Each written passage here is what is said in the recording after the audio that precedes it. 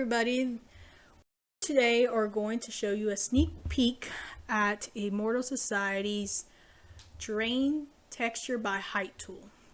So right now we had created a terrain that has a little hole in it for a cave that we will be adding later.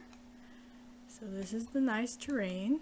Looks pretty cool, but it's missing color. That's obvious, right?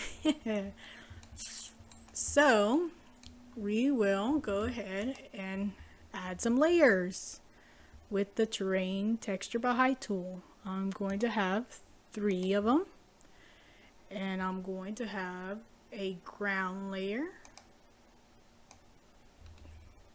Boom. I'm also going to have some I don't have a really good cliff one, but I'll just put this one here, and I'll use the top as some greenery.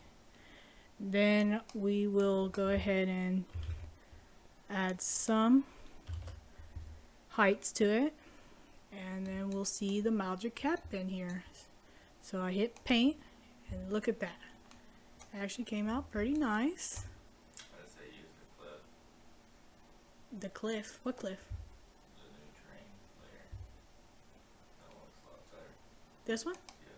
Yeah. Okay, well let's go ahead and update that to the cliff. Boom. And then we paint it. Kind of matches. I think probably put it like at 95 for the grass,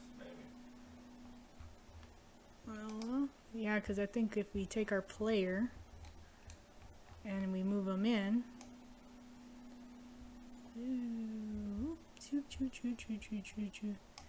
You're right.